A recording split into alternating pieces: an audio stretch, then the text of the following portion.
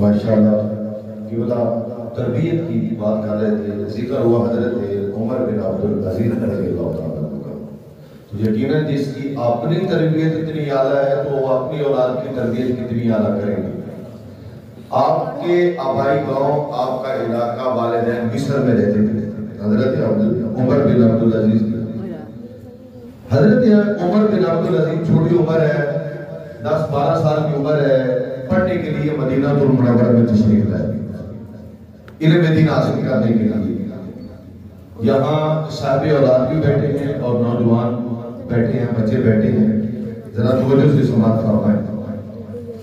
ایک دن عصر کی نماز پڑھی، ایک رکعت رہ گئی، ایک رکعت غالباً ایک رکعت رہ گئی، عصر کی تھی یا فجر کی، غالباً فجر کی ہوگی، ایک رکعت رہ گئی۔ تو بعد کی استاد محترم نے پوچھا، بیٹا تمہاری ایک رکعت کیوں رہ گئی ہے؟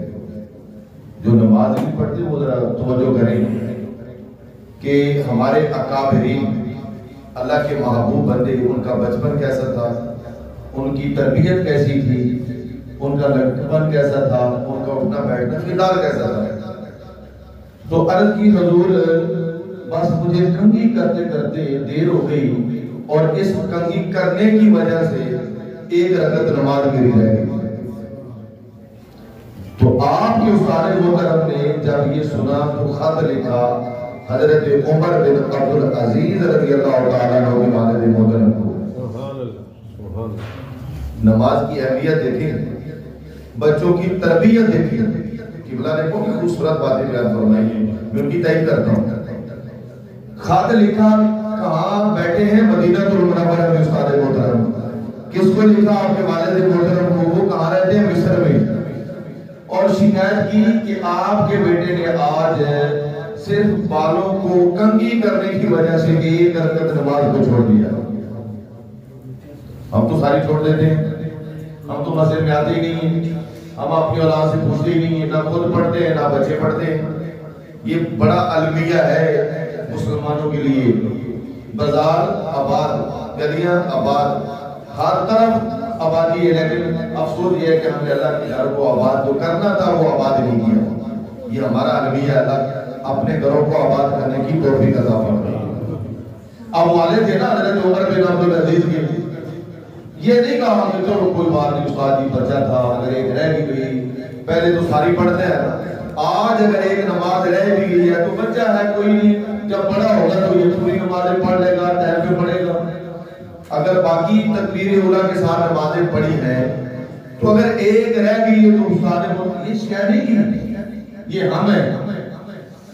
بڑی سی بڑی بات بھی استاد اگر کر دیں تو ہم جناب قیامت برپا کر دیتے ہیں کہ قاری صاحب نے یا اسکول کے استاد صاحب نے یہ روک کیوں ڈالا، یہ شکایت کیوں کی، یہ اعتراض کیوں کیا۔ یہ المیہ ہے اس قوم کا معاشرے کا۔ کمال ہے، قربان ہے آپ کے والد محترم پر۔ جب خط پہنچا، خط پڑھا تو آپ کے والد محترم نے ایک نمائندہ اس کو گھوڑا دے کر گھوڑے پہ بٹھا کے بھیجا، جاؤ میرے بیٹے کے پاس۔